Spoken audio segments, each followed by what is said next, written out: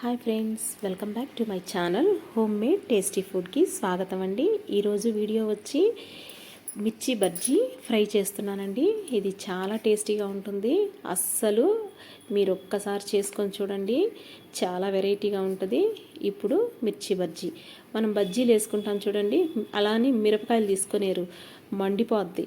మిర్చి బజ్జీ అండి. మనం బజ్జీలు వేసుకొని ఆ మిరపకాయలు తీసుకొని వీటిని బాగా శుభ్రం చేసుకొని కట్ చేసి గింజలు తీసేసుకోవాలండి.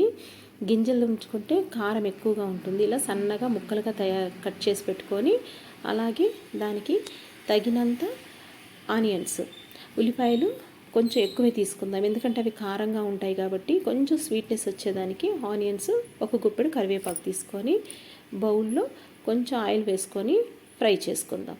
ఇప్పుడండి ఇందులో ఎటువంటి పోపు దినుసులు అవసరం లేదు. ఓన్లీ ఆనియన్స్, కరివేపాకు ఇవి వేసుకొని కొంచెం రెడ్డిష్గా వచ్చేటట్టు ఫ్రై చేసుకుందాం. ఇలా ఫ్రై చేసుకున్న ఆనియన్స్ని కొంచెం సాల్ట్ వేసి కొంచెం ఫ్రై చేసుకొని ఇప్పుడు తరిగి పెట్టుకున్న మిర్చి బజ్జీని అందులో వేసేసుకుందాం. వేసుకొని ఈ రెండింటిని కలిపి ఫ్రై చేసుకుందాం. ఇలా కొంచెం మగ్గనిచ్చాలండి. సన్న మంట మీద పెట్టుకొని వేయించుకుంటే చాలా బాగుంటుంది. తర్వాత మూత పెట్టి కొంచెం మగ్గనిచ్చుకుందాం. ఎందుకంటే ఈ ఆవిరికి బాగా కొంచెం స్మూత్గా అవుతుందండి. మనం ఎక్కువ ఆయిల్ వేయం కదా, అందువల్ల కొంచెం మగ్గనిచ్చుకుంటే ఇదిగో ఇలా అయిపోతుందండి. ఇప్పుడు దీంట్లో కొంచెం ఫ్రై చేసుకున్న తర్వాత కొంచెం పసుపు, కారం, ధనియా పొడి వేసుకొని, ఇది శనగపిండి అండి.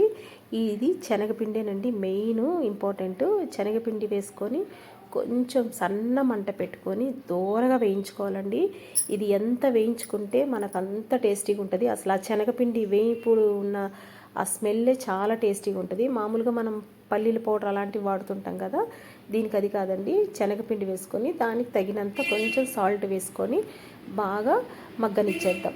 ఇది బాగా ఫ్రై అయితే చాలా చాలా టేస్టీ ఉంటుందండి. మీరు ఒక్కసారి ట్రై చేసి చూడండి, మీకు చాలా బాగా నచ్చుతుంది. అంతేనండి, ఒక అర చెక్క నిమ్మరసం పిండుకొని ఫ్రై చేసేసుకోవడమే. ఇక సూపర్గా ఉంటుందండి, తినడానికి చాలా కమ్మటిది.